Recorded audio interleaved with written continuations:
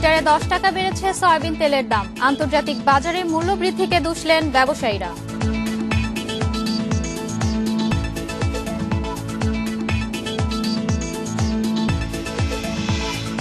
করোনায় থেমে নেই রূপপুর পারমাণবিক বিদ্যুৎ কেন্দ্রের কাজ। বছরের শেষে বসবে চুল্লির মূল যন্ত্র।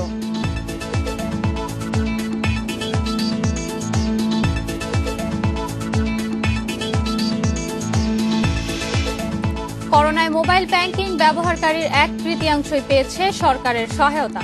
বিআইজিডির গবেষণা।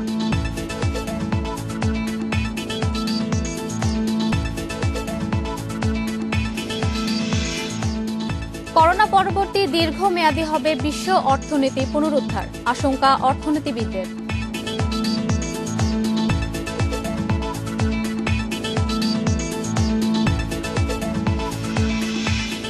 আমন্ত্রণ অর্থনীতি সারাদিনের সাথে আছে আমি ইশরাত সুমা। শুনছিলেন শিরোনাম, জানাবো বিস্তারিত সংবাদ। অস্থির হয়ে উঠেছে তেলের বাজারও। খোলা সয়াবিন তেলের দাম 15 দিনে লিটারে বেড়েছে 10 টাকা পর্যন্ত। বাড়ছে বোতলজাত তেলের দামও। আন্তর্জাতিক বাজারে দাম বাড়ার কারণ দাঁড় করিয়েছে উৎপাদনকারীরা। তবে খুচরা বিক্রেতারা দোষ চাপিয়েছে মিলারদের উপর।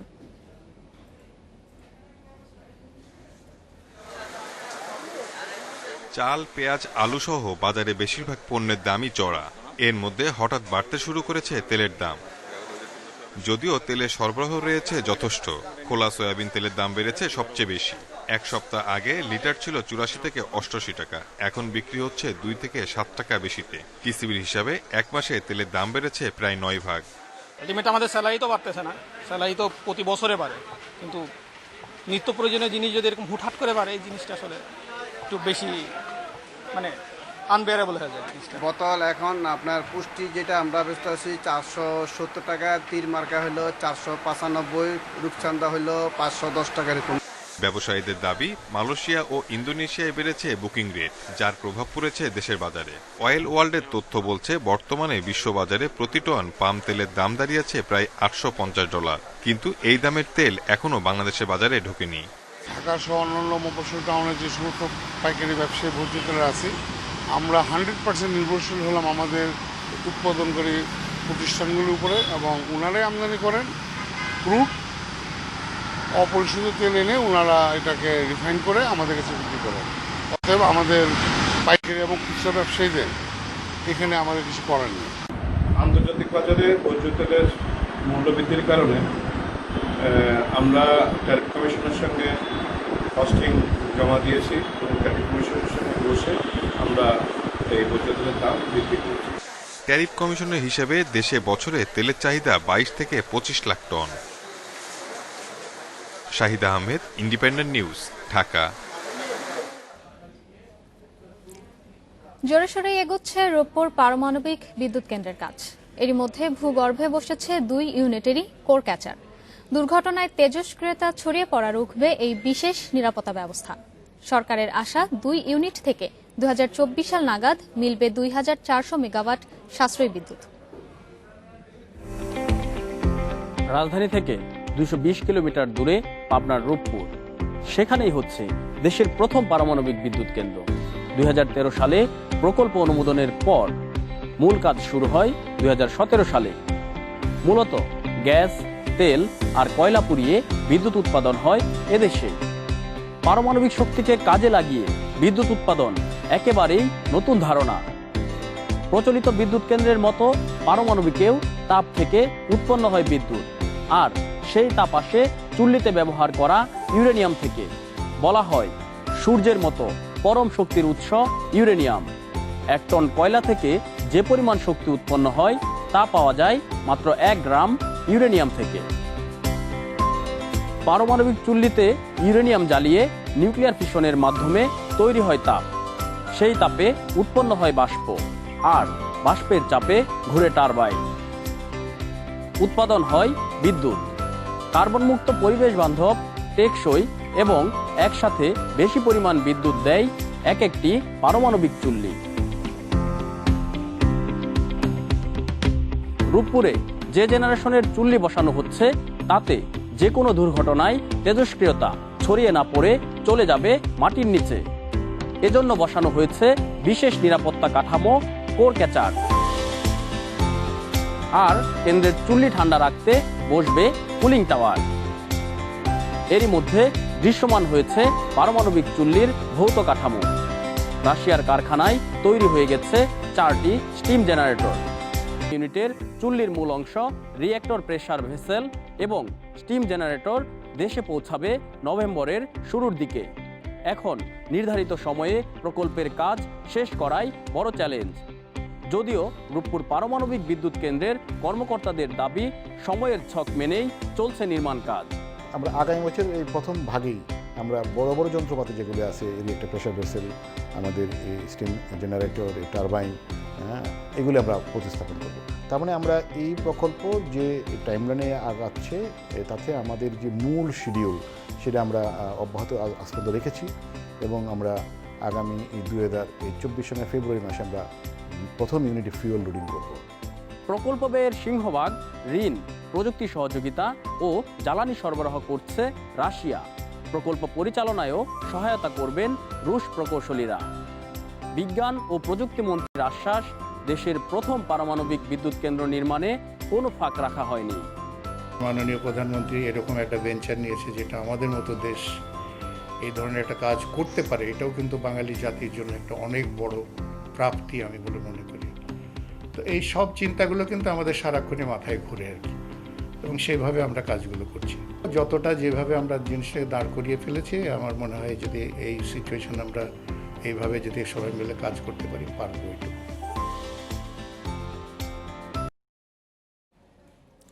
করোনা মহামারীতে সরকারের আর্থিক সহায়তার আশায় এপ্রিল থেকে জুনের মধ্যে 15% পরিবার নতুন করে মোবাইল ব্যাংকিংয়ের আওতায় এসেছে। এদের 1/3 সরকারের সহায়তা পেয়েছে।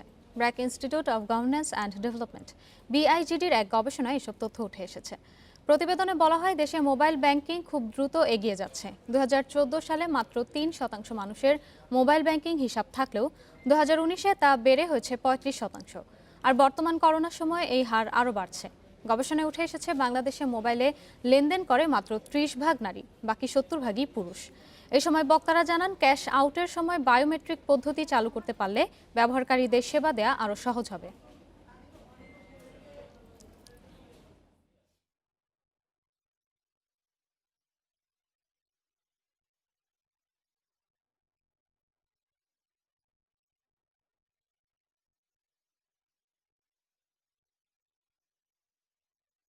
Here, particularly, I think the intergenerational partnership can actually. আমাদের দেশে মোবাইল ব্যাংকিং সেবা দিন দিন বৃদ্ধি পাচ্ছে। বিশেষ করে করোনার কারণে এ খাত বিস্তৃত হয়েছে অনেক। তবে এ খাতে দক্ষ জনবল, বিশেষ করে মোবাইল ব্যাংকিং এজেন্টদের দক্ষতার অনেক অভাব রয়েছে। মোবাইল ব্যাংকিং সেবা গ্রহণের ক্ষেত্রে নারী পুরুষ বৈষম্য অনেক। এ খাতে সেবা গ্রহণের ক্ষেত্রে পুরুষের তুলনায় নারীরা অনেক পিছিয়ে। দেশের ইলেকট্রনিক্স ও প্রযুক্তি পণ্য জায়ান্ট ওয়ালটনের কারখানা পরিদর্শন করেছেন এনবিআর চেয়ারম্যান আবু হেনা মোহাম্মদ রহমতুল মুনিম। শনিবার গাজীপুরের চন্দ্রায় কারখানা পরিদর্শন করেন তিনি। এ সময় ওয়ালটনের 6A9 মডেলের নতুন স্মার্ট রেফ্রিজারেটর উদ্বোধন করেন এনবিআর চেয়ারম্যান। অত্যাধুনিক ফিচার সমৃদ্ধ IoT বেসড এই স্মার্ট রেফ্রিজারেটর মুঠোফোনে নিয়ন্ত্রণ করা যাবে। এছাড়াও ভ্যারিয়েবল রেফ্রিজারেন্ট ফ্লো এসি উৎপাদন কারখানাও উদ্বোধন করা হয়। এর মাধ্যমে বিশ্বের নবম VRF প্রযুক্তির গবেষণা ও উৎপাদনকারী দেশের মর্যাদা পেল বাংলাদেশ। বেনাপোল কাস্টমসের বিভিন্ন নিয়মের কারণে ভারত থেকে আপেল, কমলা সহ বিভিন্ন কাঁচা ফল আমদানি বন্ধ করে দিয়েছেন ব্যবসায়ীরা। ফলে রোববার সকাল থেকে ভারত থেকে আসা সব ধরনের ফল বোঝাই ট্রাক আটকে আছে বেনাপোল স্থলবন্দরে। ফল আমদানিকারকরা জানান, ভারত থেকে আমদানিকৃত ফলের সাথে আসা বাক্সের ওজনের উপরেও শুল্ক চালু করেছে কর্তৃপক্ষ। এই নিয়মে কাঁচা ফল আমদানিতে লোকসানের আশঙ্কা করছেন তারা। এজন্য এ পথে ফল আমদানিতে আগ্রহ নেই ব্যবসায়ীদের। সুবিধাজনক হওয়ায় অনেকে পেট্রাপোল বন্দরে আসা কাঁচা ফলের ট্রাক ফিরিয়ে নিয়ে ভোমরা স্থলবন্দর দিয়ে আমদানি শুরু করেছেন। এদিকে বেনাপোল কাস্টমসের এডি সৈয়দ নিয়ামুল হক জানান, কাস্টমস এ ধরনের কোনো নতুন নির্দেশনা জারি করেনি এবং বক্সের ওজনেও শুল্ক আরোপের বিষয়টি সঠিক নয় বলে দাবি করেন তিনি।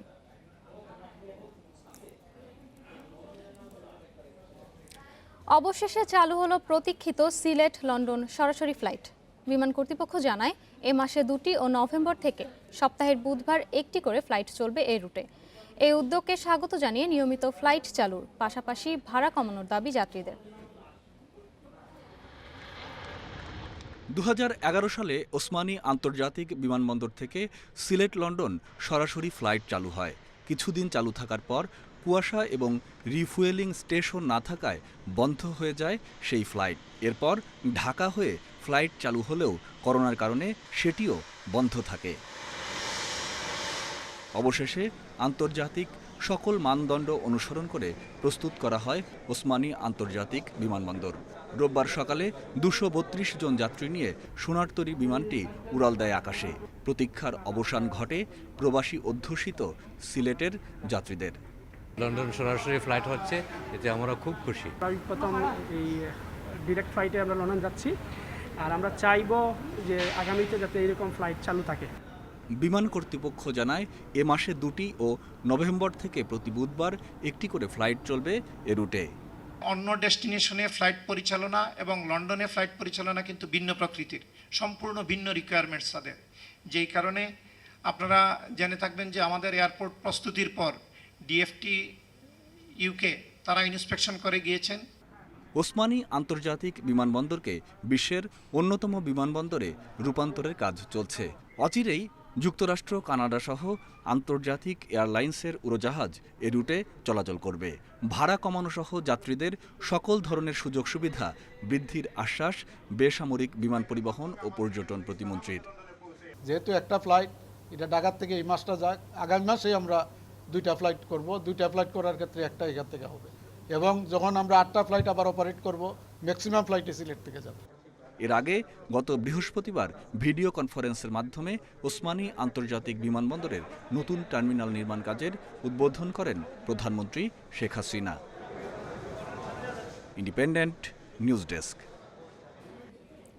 করোনার প্রভাব থেকে অর্থনৈতিক পুনরুদ্ধার প্রক্রিয়া ইংরেজি ইউ আকৃতির বা কিছুটা দীর্ঘমেয়াদী হবে। তবে যুক্তরাষ্ট্র ও জাপানের 23% প্রধান নির্বাহী দ্বিতীয় দফা সংকোচনের আশঙ্কা করছেন। যুক্তরাষ্ট্রভিত্তিক গবেষণা প্রতিষ্ঠান কনফারেন্স বোর্ড সম্প্রতি বিশ্বের বিভিন্ন দেশের কোম্পানির প্রধান নির্বাহীদের নিয়ে একটি সমীক্ষা চালায়। এতে দেখা যায় 42% প্রধান নির্বাহী মনে করছেন অর্থনৈতিক পুনরুদ্ধার প্রক্রিয়া কিছুটা দীর্ঘমেয়াদী হবে, যেখানে কয়েক প্রান্তিকে প্রবৃদ্ধির রেখা নিম্নমুখী থাকবে। এরপর অর্থনীতি স্বাভাবিক ধারায় ফিরতে শুরু করবে। তবে ইউরোপের ক্ষেত্রে এ ধরনের ধারণা 50% প্রধান নির্বাহীর। এদিকে চীনের ক্ষেত্রে দেখা যাবে ভিন্ন চিত্র। দেশটির 21% প্রধান নির্বাহী ভি আকৃতির বা দ্রুতগতির পুনরুদ্ধার আশা করছেন।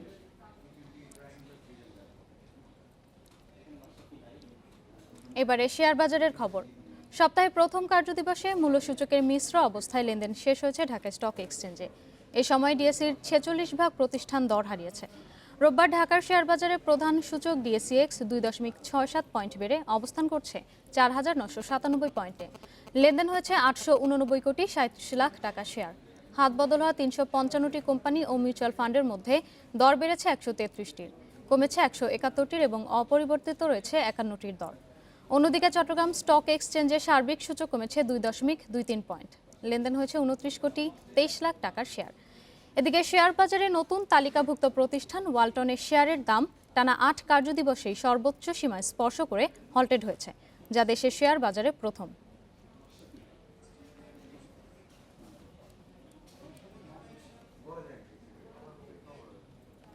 এই ছিল আজকের অর্থনীতি সারাদিনে। ইন্ডিপেন্ডেন্ট টেলিভিশনের সব খবর আরও জানতে চোখ রাখুন ফেসবুক, ইউটিউব এবং টুইটারে। আমন্ত্রণ আমাদের পরের আয়োজনে।